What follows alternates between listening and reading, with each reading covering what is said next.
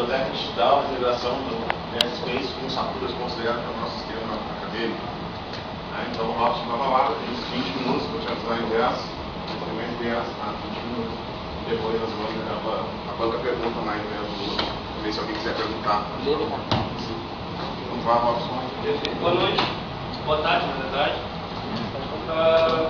Então, meu trabalho no projeto foi, durante 6 meses, sobre o DSpace e o SAPU 2.0.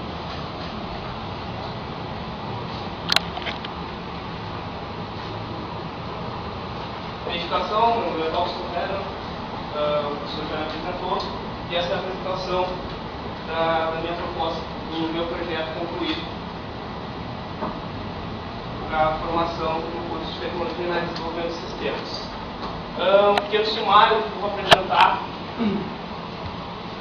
o início de como se deu a ideia de ter o projeto, da onde veio a ideia, alguns conceitos que são importantes para entender a utilização e a aplicação desse projeto dentro da universidade e fora também. Foi feito de desenvolvimento, etapas que foram realizadas, algumas construções de aplicações que possam dar vida, vamos dizer assim, a esse projeto, e a conclusão.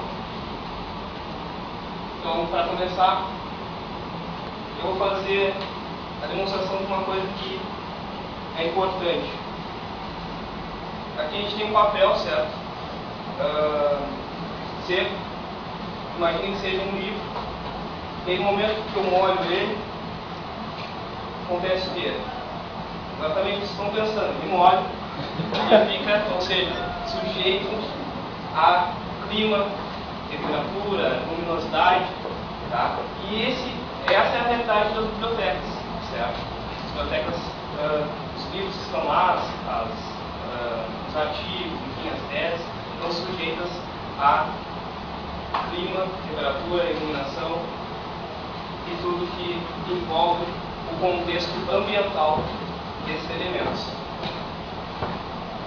Bom, existe isso, essa situação, e o projeto diz o quê? Prover uma ferramenta facilitadora quanto à disponibilização da produção intelectual da instituição, a fim de proporcionar maior visibilidade e colaborar com a disseminação da informação produzida pela instituição, certo? E, claro, em parte, resolver essa questão física. A informação, tipo de informação geralmente artística ou científica. Bom, falar um pouquinho do início sobre o projeto. A escolha do projeto foi um pouco conturbada. No início eu estava bem perdido assim, com relação ao que eu escolhia, e os professores me ajudaram, principalmente o professor Cristiano e o professor Luciano, tá? E me deram subsídios para que continuasse com o projeto. Tá? O que aconteceu no início? Eu tinha um excesso de bibliografias. Né? Eu fui encontrando, cada vez eu encontrava mais bibliografia. E aí o problema foi filtrar tudo isso para chegar a um ponto de compreender de que forma aplicar tudo isso dentro do projeto. Houve muita pesquisa, tradução, consequentemente, pela a gama de bibliografia ser bastante em inglês. Houve também a necessidade de compreensão de termos e siglas para que eu pudesse compreender como funcionava o sistema e tirar um melhor proveito dele. E, claro, a inserção de novos conceitos que eu desconhecia, como a questão de preservação digital, que é, vamos dizer, um exemplo que eu vi a questão do papel, mas, por um lado, pode não existir algo em papel, mas já digital, preservar essa questão, esse item, esse objeto digital.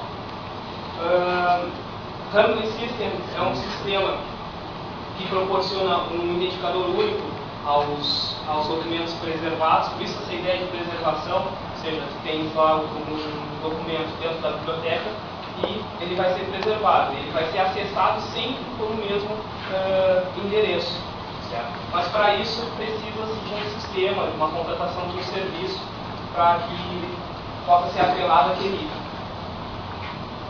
disseminação da informação, hard assim, que é a ideia de tu poder coletar. Por exemplo, temos aqui, vamos dizer que a gente tem já o repositório da Católica, e tem o repositório da PUC, o repositório de outras universidades, e no momento que o camarada vai lá e pesquisa, o sistema, se ele estiver configurado, bem configurado, ele vai buscar não só no repositório local, ou seja, daqui da OCPEL, mas também procurar metadados, através de metadados, informações em outros repositórios, certo? Para isso, necessita-se do sistema Handle System e configurações adicionais. E junto com isso veio o conceito de metadado, que é bem importante para que descreve um item digital. E aí eu me deparei com o Dublin Core, que é um conceito, um conjunto de elementos que especificam o tipo, ou melhor, define um objeto, certo? Por metadados. É um XML, quer dizer que diz que aquele objeto digital possui tais e tais atributos, como tipo, autor, data, enfim. E também eu fiquei assustado porque tinha a questão de direitos de licença, a questão de direitos autorais que isso envolve. Mas, obviamente, eu não me ative a isso porque isso é o mesmo que o pessoal do direito. Mas eu tive que ler, li bastante e encontrei outras alternativas fora a dos direitos autorais, que eu vou falar mais à frente. Bom, só uma rápida introdução com relação à evolução, né, da informação, de como ela é disponibilizada, ela é publicada, ela é disseminada, né? No início, papiro, pergaminhos, livros, revistas, artigos, com a questão de ter um volume grande de informação, de papéis, vamos dizer assim, houve a necessidade de catalogar essas informações. E aí veio a biblioteca, as bibliotecas para catalogar essas informações e estar disponibilizando para as pessoas que forem consultar. Mas isso, num determinado momento, era através de papel, certo? Através de livros, depois de catálogos, fichas, enfim, foi evoluindo. Bom, surgiu a internet, a evolução de comunicação, a evolução da comunicação se deu também nessa parte, ou seja, a informação se tornou mais acessível em diversas partes do mundo, sem a questão de ter que ir até uma biblioteca para consultar uma informação que hoje tu tens na internet. Só que era muita informação, muita informação, toda desorganizada. Aí veio o banho do Google, e o Google conseguiu, de certa forma, se tornar uma referência no que diz respeito à organização e obtenção de informação rapidamente, debate, né? Bom, aí vieram outros conceitos. Repositório digital, tá? Temos toda essa informação já catalogada ou acessível, porque que nós nós temos que preservar essa informação. Então veio o repositório digital como uma ferramenta de preservação digital, certo? E depois de estar disponibilizado, o que acontece?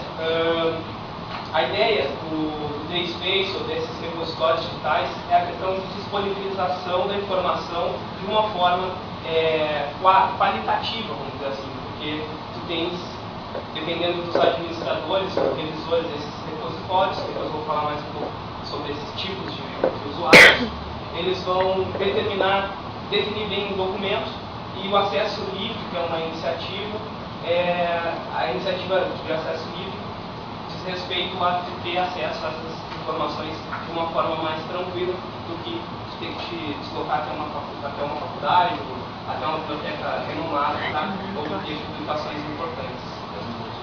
Certo? Então, como eu disse, eu vi um pouco sobre direitos autorais, depois Creative Commons, que é algo bem interessante, que é uma opção diferente da direitos autorais. Ele diz que Creative Commons é importante falar, é bem legal, é uma coisa que me deixou marcado, que é a ideia de que tu tens, nos direitos autorais todos os direitos reservados, e no Creative Commons ele diz alguns direitos reservados, certo? É bem legal, depois dá para pesquisar um pouco mais. Licença de software, obviamente, o DSpace está atrelado a uma licença, é a licença BSD, um exemplo é o desenvolvimento do macOS X, que foi